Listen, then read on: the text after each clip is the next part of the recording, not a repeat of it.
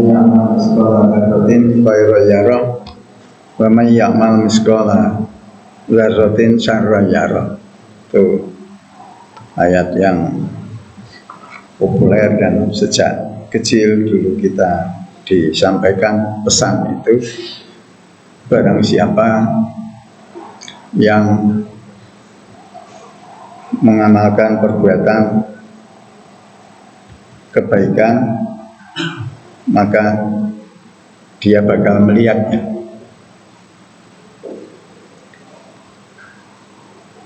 Dan barang siapa yang melakukan keburukan, dia juga akan melihatnya. Melihat itu pada umumnya menggunakan mata kepala ya. Jadi yaroh di situ, yaroh artinya mesti bertemu kita. Jadi kita akan mendapatinya.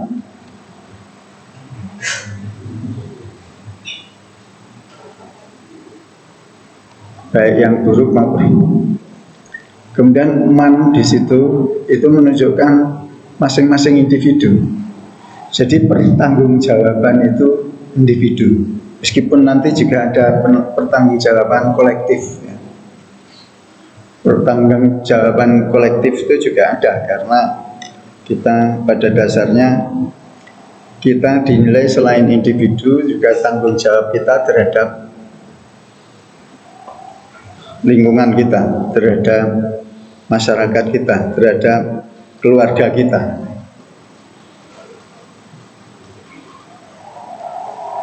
Seperti seorang suami kan akan dimintai pertanggungjawaban terhadap semua yang menjadi perilaku dari anggota keluarganya kan. Itu tanggung jawab kolektif ya, yang dipegang dan masing-masing itu ada, termasuk pemimpin ya, itu dimintai tanggung jawab kolektif atas perbuatannya. Artinya kita punya agama mengajarkan adanya tanggung jawab individual dan tanggung jawab kolektif. Jadi tidak ada kita berpangku tangan kok terus masuk surga, itu tidak ada itu ya. Yang penting beriman ya, kredonya pada Tuhan yang dipercaya, kemudian sudah iman dah. Jadi ada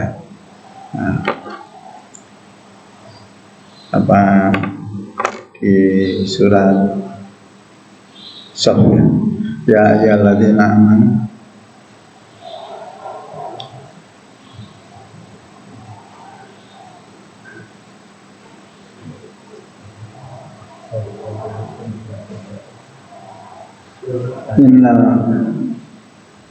innal mauta wal hayata, surat Al-Mulk ya. Innal mauta wal hayata liyabluwakum ayyukum ahsanu amala. Sesungguhnya mati didulukan.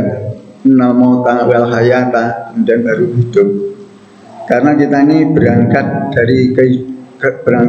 dalam kehidupan ini dari kematian dan nanti kemudian mati. Karena itu hidup sesudah mati.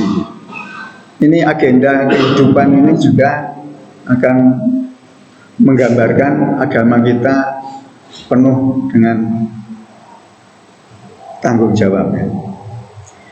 Jadi kalau bahasa kerennya itu kita ini selain ada responsibility juga ada accountability. Jadi kalau responsibility itu cenderung untuk pribadi pada profesinya, tapi kalau accountability itu pribadi sebagai fungsinya, sebagai pribadi itu kedudukannya apa, fungsinya apa, itu terhadap orang yang dipimpin. Jadi yang dipimpin.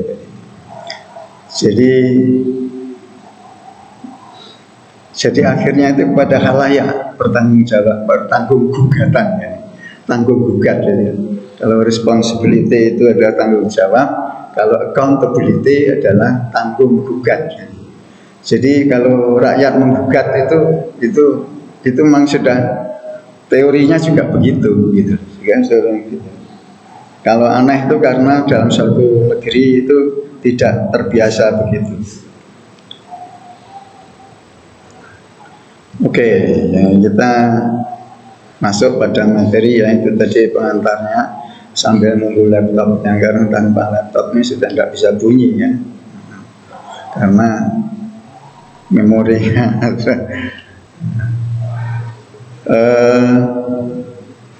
Bapak-bapak yang saya hormati, lagi-lagi kita tidak henti-hentinya mengagumi agama kita yang telah memberikan panduan kepada kita dalam kehidupan yang menjamin kebahagiaan di dunia maupun di akhirat. Menjamin kebahagiaan kita di dunia di akhirat. Tapi syaratnya ya satu, kita mengikuti petunjuk itu. Kalau tidak ya wallahu a'lam. Nasihat Nabi ini juga berjenjang. Yang lalu wala yakunu musliman hatta yakunu aliman. Tidaklah seorang muslim itu sempurna kecuali dia disertai dengan ilmu, kecuali dia menjadi alim. Alim itu ya berilmu, punya kandungan ilmu. Tapi kalau ilmunya itu tinggi dan luas sekali, ini ada yaknya sebelum mem ini ada yaknya alimun gitu ya. Alimun gitu jadi. Kalau alim jamaknya ulama, kalau alimun alam. Jadi maka dari itu ada penulis-penulis kitab itu banyak yang al-alamah. Itu kalau alam itu nanti Allah. Al-alam al-alamul ghuyub. Jadi sangat menguasai sekali tentang hal yang gaib. Jadi muslim itu tidak lengkap kalau tanpa ilmu. Ilmu apa saja ya? Ilmu apa saja. Ya orang ada, Pak, masa ya pakai ilmu hitam juga? Ya enggak, ilmu yang bermanfaat. Oleh karena itu kan ada doa. Doa itu banyak disampaikan dalam riwayat itu. Antara lain semuanya dari Anas. Jadi ada dari Anas bin Malik, ada dari Ibnu Mas'ud, juga ada dari Al-Basar. Baik. Orang Islam itu tidak sempurna tanpa ada ilmu. Oleh karena itu, dengan begitu maka wajib berilmu. Mengapa ilmu itu wajib? Ya karena ilmu itu fungsinya sebagai nurun. Al-ilmu nurun. Dan nurun kan bahasa Jawa ngepek ya, nurun. Itu dulu yang al-ilmu nurun, ilmu itu ya oleh sapa ngepek gitu ya. Jadi macam-macam cara ngepek itu ya. Nanti ada yang ditulis di paha, kalau cewek itu ya kadang-kadang jika pengawasnya enggak berani melihat kepeannya, macam-macam ya itu. Kemudian nasihat selanjutnya wala yakunu bil ilmi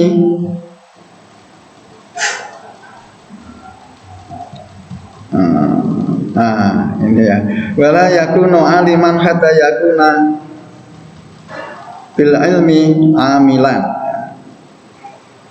Ini tadi ini ya yang lalu ini. Wala yakunu musliman hatta yakunu aliman. Tidaklah sempurna orang muslim itu kecuali dia berilmu, disertai dengan ilmu. Ilmu apa saja, termasuk ilmu beribadah, ilmu hidup, ilmu bersosial, ilmu berekonomi, ilmu berpolitik, semuanya ada. Jadi ada, diatur semuanya. Jadi Kalau sudah berilmu gimana? Karena ilmu itu adalah cahaya atau sinar ya, yang bisa membuat terang seseorang, sehingga otomatis orang Islam itu sebetulnya tidak akan mengalami keraguan, karena sudah jelas mana yang baik, mana yang buruk, mana yang benar, mana yang salah. Karena standar bakunya ada di Al-Quran dan Al-Hadis. Itu standar bakunya. Jadi bukan mengikuti hawa nafsunya sendiri. Kalau sudah berilmu harus diamalkan. Nah ini yang kelima ini ya, nasihat yang kelima. Wala yakunu aliman hatta yakunu bil ilmi amilan. Dan tidaklah orang yang alim, orang yang punya ilmu itu, alim yang sesungguhnya dia, yang bermanfaat dia, hatta yakuna bil ilmi amilan, sampai dengan dia orang yang berilmu itu mengamalkan ilmunya, amilan. Ini menggunakan, maaf ya, ini menggunakan isim fa'il ya. Amilan itu isim fa'il, ilmu itu adalah masdar. Jadi aliman ini juga isim fa'il. Dan tidaklah orang yang kasinungan ilmu ya, dia mempunyai karunia ilmu itu bermanfaat, sehingga dia dengan ilmunya itu bil ilmi amilan, senantiasa mengamalkan. Isim fa'il itu kalau diterjemahkan di Jawa itu tukang. Nah, tukang mengamalkan. Jadi bukan tukang bangunan saja ya, jadi artinya tukang bangunan. Nah, taiban, tukang tobat. Artinya perbuatan itu dilakukan kontinu, terus menerus, sehingga dia itu dikenalkan itu amilan. Jadi dituntut kita lihat panduan-panduannya. Jadi ini nasihatnya, terus nasihat itu sebetulnya di panduannya seperti apa gitu loh. Ini polanya kan kita rujuk ke atas. Dalam kitab aslinya penjelasan itu ke bawah nanti syair-syair itu yang tapi ini selalu kita rujuk ke atas, sehingga biar kita semua tahu sumbernya. Oh, sumbernya itu ada. Jadi tapi ya hanya terbatas yang kita sampaikan di sini karena faktor ya waktu ya. Surat Al-Isra ayat 36. Mengapa kok kita harus mengamalkan ilmu? Gitu kan? Kita kan harus mengamalkan ilmu. Karena wala taqfu ma laisa laka bihi ilm. Janganlah engkau berpedoman, berperilaku, bersikap. La taqfu waqafa yaqifu itu berhenti. Berhenti itu artinya tidak bergerak kemana-mana, pokoknya patok bangkrong itu. Gitu. Artinya berpedoman. Yani. Wala taqfu, janganlah engkau berpedoman ma laisa laka bihi ilm, yang bagi engkau tidak ada ilmunya.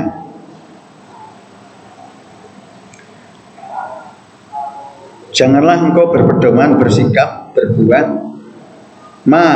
yang tidak laisa, engkau tidak ada laka bagi engkau bihi dengan itu perbuatan dan sikap itu ilmu, tidak ada ilmunya. Jadi kita dilarang. Jadi ayat ini sebetulnya melarang kita berlaku, bersikap, berbicara tanpa dasar ya. Nih, wala taqfu ma laisa laka bil. Mengapa?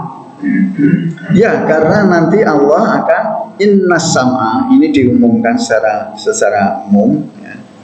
Innas sam'a, sesungguhnya pendengaran, wal basara, dan penglihatan, wal fuada, dan hati nurani, kullu, semua ini, as-sam'a, basara, fuada, kullu ulaika, semuanya itu karena anhu adalah terhadap Allah itu mas'ula, akan dimintai pertanggungjawaban. Karena anhu mas'ula, sesungguhnya as-sam'a, al-basar, al-fu'ada itu tadi akan dimintai pertanggungjawaban. Jadi kita di hidup ini dilengkapi dengan indera pendengaran, penglihatan, kemudian ada indera hati yang kadang orang kurang begitu memperhatikan indera hati. Nah, jadi 3 ini adalah pokok karena ini pintu ilmu itu ya di situ. Nanti pintu ilmu itu juga di situ. Mulai pendengaran, mulai penglihatan. Makanya ini takmir menyediakan. Ini maksudnya apa? Maksudnya inputnya itu tidak saja melalui auditif, tapi juga melalui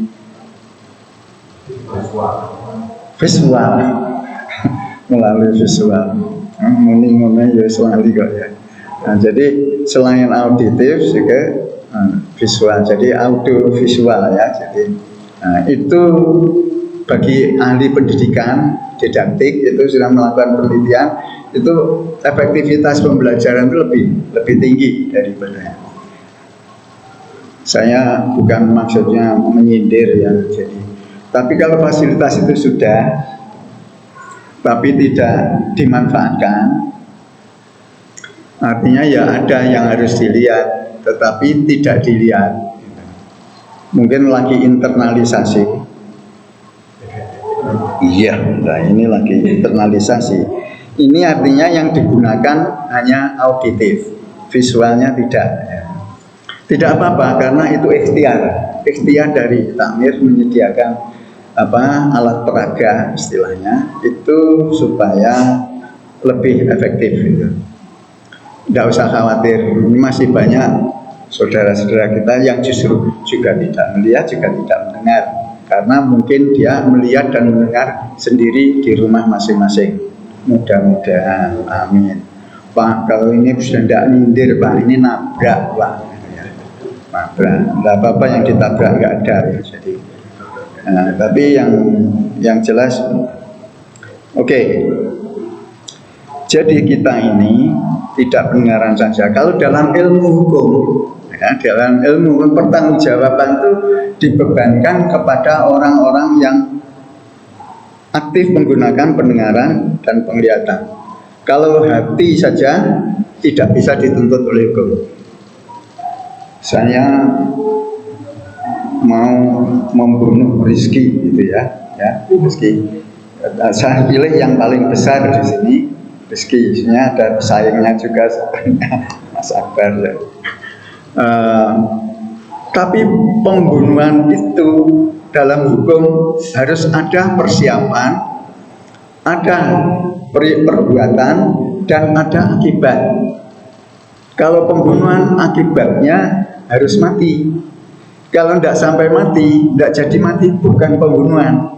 Itu rumusan perbuatan. Jadi seorang hakim itu menilai itu kan juga dinilai apakah suatu perbuatan itu berakibat, apakah akibat itu rasional. Masa saya membunuh Rizky, saya bunuh dengan pisau, kemudian dicari orang-orang yang terlibat termasuk penjual pisau, saya beli pisau di pasar Krembeng, kemudian polisi juga nangkap penjual pisau di pasar Krembeng. Dari kausalitas tidak bisa dituntut itu dari yang sana. Jadi logika itu juga harus dipakai. Oke, jadi di sini Allah sudah melengkapi kita dengan instrumen pendengaran, instrumen penglihatan, dan instrumen hati. Ini hati ini yang Nabi bilang wa idza salukat sairul amal, sairul amal ya. Wa idza fasadat sairul amal. Ala wa ya qalb. Jadi ala inna fil jasadi mudghah. Ketahuilah bahwa sesungguhnya di dalam diri itu ada segumpal darah. Yang jika darah itu baik, maka perilaku orang itu akan baik. Jika segumpal darah itu buruk, maka perilaku orang itu semuanya menjadi buruk. Jadi orang yang besar, orang yang berfungsi, orang yang kuat, orang yang itu semuanya ditentukan oleh hatinya.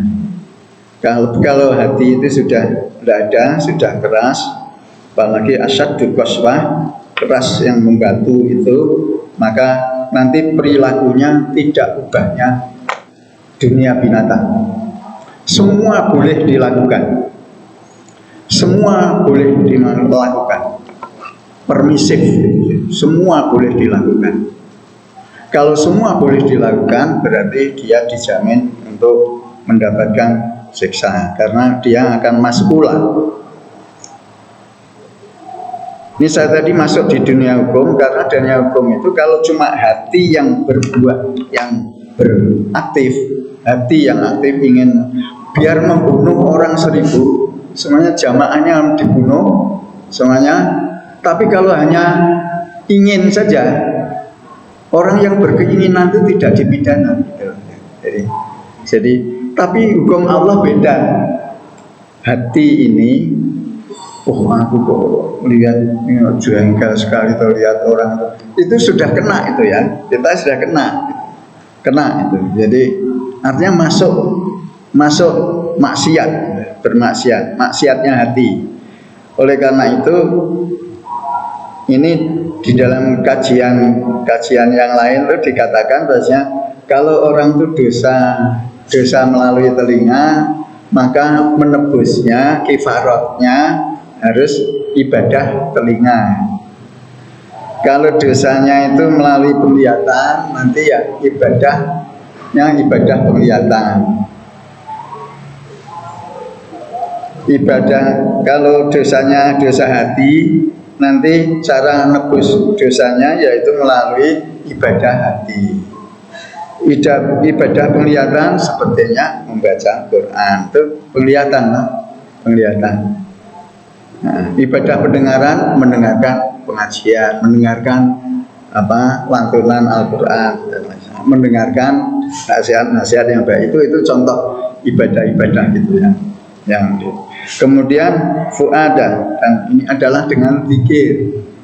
Zikir itu penting sekali, karena zikir itu juga selain ingat kepada Allah, dia dapat menebus dosa-dosa yang diakibatkan oleh hati kita, tanpa diucapkan, tanpa perbuatan, tapi hati kita telah melakukan kemaksiatan. Karena sesungguhnya kita ini harus saling mencinta dan saling menyayang terhadap semua di antara kita.